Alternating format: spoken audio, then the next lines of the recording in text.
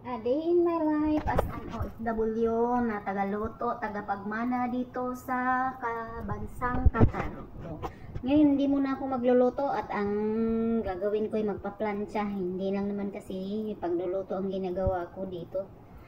At ako ay nagluluto, naglilinis at nagpa-plancha. Pero tub lang yung pinaplancha. Yun yung mga damit ng panglalaki dito, mga dinadamit ng mga lalaki. Ito yung mga damit ng mga lalaki na ang hirap-hirap plantsahin. Diyos ko po. Yan, sa isang araw, may 6, may 7. Pero sa akin, easy lang yan kasi masanay naman ako na magplansya na eh. Kaya yung 6 na piraso niyan, kaya ko yung kunin ng isang oras lang kasi master na ako dyan. At saka perfect ang pagka-plansa ko niyan. Yan yung pinakamahirap na talaga na plansahin sa buong gawain dito. Ang pagpaplansa ng ganyang damit, mahirap ang ganyang plansahing damit. Kailangan isa-isahin yan, napay mga isa-isahin yung mga bawat sulok niyan kasi pag hindi maganda yung pagkakaplansya mo, ang pangit tingnan, gusot-gusot din. Eh ako na may sanay na sa pagpaplansya eh. Kailangan ko lang ng oras na walang magtatawag sa akin. Iba pa naman dito, pag nagtatrabaho ka, tinatawag ka.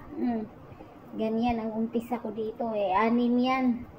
Pero kunin ko lang yan sa isang oras. Pero pag nagtatawag yung amo, malamang mga 1.5 oras ko yan matatapos. So, bago siya plansahin, kailangan yung ilalim mo na ang plansahin yan sa loob. Para sa labas, pag binubutonis yan, hindi na siya gusot. Ito yung pinakamahirap na trabaho na una kong naranasan dito nung ako'y nag-abroad. Tingnan mo, ganyan kadami yung paplansahin mo araw-araw. Dito pa naman sa Qatar ay bihira, yung mga bihira, yung mga amo ditong lalaki magpapaplansa sa labas. Malimit talaga sa loob. Unang araw ko dito nung ako'y pumasok, ay 1 oras, 1 tub. Tub kasi ang tawag niyan sa damit na yan ng panglalaki, 1 oras. Pero in fairness sana nakita ko yung katawan ko, grabe sobra palang taba. Kunti-kunti pa yung mga kinakain ko, ano kasi mga kinakain dito, daming pagkain, di ka baga naman tagaluto, di ba? Saan na nakarating yung ko, back tayo dito sa pinaplansa ko. Ang una talagang pinaplansa dyan, yung likod ng tub, tapos yung niya, bukto, yung sa kamay, yan. Ako pa na may nagpaplansa, hindi ko tatantanan hangat, hindi natatanggal yung gusot niyan. Kailangan ang pagpaplansa niyan ay maganda para ang ganda tignan niyang nagsusuot niyan. Ganyan lang yan, back to back yan, yan yung talagang pinakamahirap. Struggle yan sa mga mga nagtatrabaho dito sa Middle East. Yan ang pinaka-struggle. Pero ako master na. Master ko yan kasi favorite ko talaga yung trabaho na pagpaplansa. Yan yung talagang favorite ko. Mula pa nung ako'y nag-aaral din. Ganyan ka-plates, ganyan yung ganyan ka-plates yung pagpaplansa mo yan. Kailangan kailangan ang ganda ng pagkaka-hapsay mo yan bago mo bliktarin. Sa umpisa talaga niyan, ang hirap niyan, abutin ka niyan ng 2 o 3 oras, 1 piraso lang. Yan talaga ang pinakamahirap na pagpaplansa. Yung iba kasi bedsheet, mga damit, ang bilis-bilis niyan eh. Bilis-bilis lang yan plansahin, pero ito yun, sobrang hirap.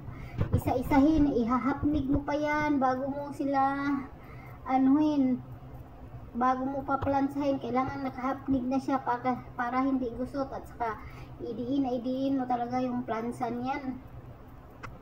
Kasi pag hindi mo dinidiin, ang mga gusot ay hindi matatanggal. Iba kasi yung tela niyan, may mga tela din na silk.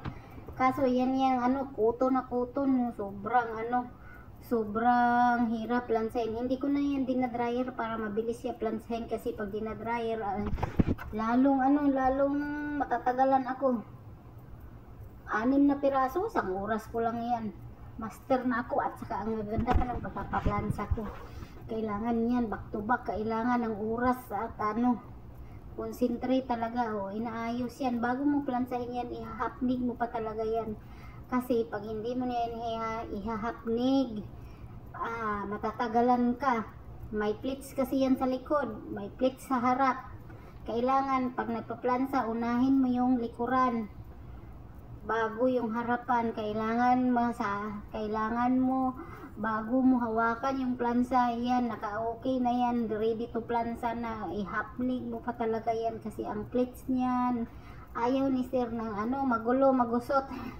Nasanay siya sa plansa ko. Ganda-ganda talaga ng pagkakaplansa ko. Yan ang talagang pagkakaplansa ko na masasabi kong perfect. Pwede na akong mag-apply sa mga ganyang plansahin, manual. O, diba ganyan? Una diyan, liigan talaga, Yan ang unang palansahin, yan, Tapos ibubutonis mo. Isa-isa yan, Yan yung niya, tutorial, Tapos yan naman. Yung niya, sa mga kamay, ayos yan. Kailangan ayusin. Tapos yan pa sa may gilid na yan, plansahin mo pa yan. Kasi hindi mo yan ipaplansa, gusot yan. Ibabak to back mo na naman yan. Pagkabaliktad, ganun lang din ang proseso. Plansahin mo din yan.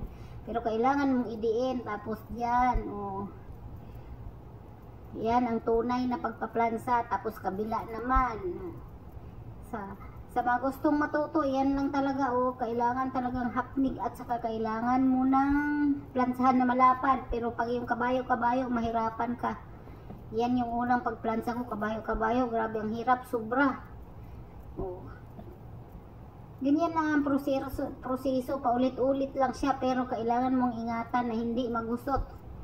Tapos yung likuran, ganyan, yung likuran niya.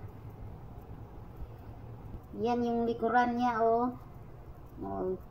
pinakita ko na talaga, likuran, may plates din yan, mataas. Yan yung yun yung damit ng amo naming lalaki, yung sa batang binata, mabilis lang kasi maiksi lang naman. Yan yung sa amo namin, ang haba yan, hanggang kiting yan, hanggang sa paahan yan, Kailangang hapsay, nakahapnig na siya bago mo plansahin. Ang unahin mo talagang magplansay, yung gilid niyan. Kailangan mong idiin para hindi kusot. Para pagbaliktad maganda. Tapos yan naman, ang side naman sa plates. Yan yung una talaga. Yung una gilid, ihapnig mo. Tapos yung gilid, kabilang gilid. Tapos yung plate, tapos yung kabilang plates.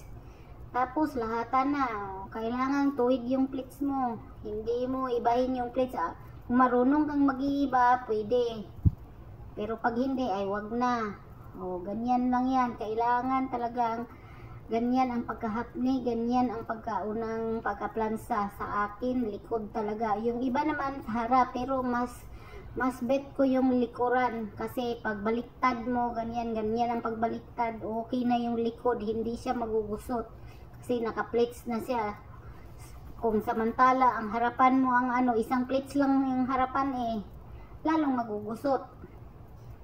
Pero sanayan lang. Pero ako talaga sanayan, likod yung unahin ko. Ang harap, ganun lang din sa likod. Isang plates lang yung harap. Unahin mo yung gilid. Tapos kabilang gilid. Tapos ganyan. Ang stroke niyan sa pagpaplansa, isang stroke lang. Hindi pa ulit-ulit. Ganyan lang. Kailangan mong idiin para yung gusot ng gilid ay mawawala. Para perfect yung pagka-plansa mo. Kaya need mo talaga yung plansahan na mahaba. Plansahan na mahaba ang kailangan mo. Kung hindi, ay wala. Tapos, yan na. Yan yung yan yung pagka-plansa ko. Yan yung sa batang lalaki naming maliit. Mabilis lang ang mga bata, pero pag mga malalaki matagal. Ganyan na siya perfect talaga. Masasabi ko talagang perfect yung pagka-plansa ko. Pwede na ako mag-apply sa mga kumpanyang taga-plansa ng tube. As in, favorite ko talaga yung pagpa-plansa ng tube. Super. Ang galing-galing ko talagang magpa-plansa. Kahit sabihin mo pang yan ang paborito kong plansa. Yan yung before na hindi mo pa maplansa, gusot yan. Pero pag naplansa mo yan, tuwid, ang gandang tingnan ng pag sinusuot mo. As in, tuwid yung pagka-plansa. Yung iba naming kasama, marunong naman sila magplansa. Yung kasama ko marunong magplansa, pero hindi ko bet yung plansa kasi yung gilid nila, gusot-gusot pa. At saka nahirapan sila sa pagpaplansa. Ako, easy lang sa akin yung pagpaplansa na yan. Hirap na hirap sila magplansa. Yun talaga ang struggle sa katulong dito sa Middle East, ang pagpaplansa ng ganyang to. Yan na yung finished product ko, di ba? Ganyan, tingnan niyo. Perfect talaga ang pagkakaano ko. Pagkakaplansa, walang gusot. Tingnan niyo yan, halo-halo yan sa amo naming lalaki, sa binata, at saka yung sa bata pa. Ganyan yung sinusuot nila pag lumalabas.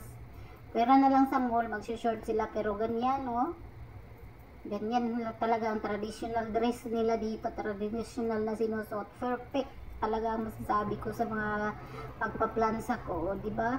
Ang iba niyan, gusot-gusot yung gilid. Ako, ayoko. Kailangan talagang malinis ang pagkaplansa ko, magandang tingnan. Yan talaga ang ano ko. Hanggang dito na lang. Thanks for watching.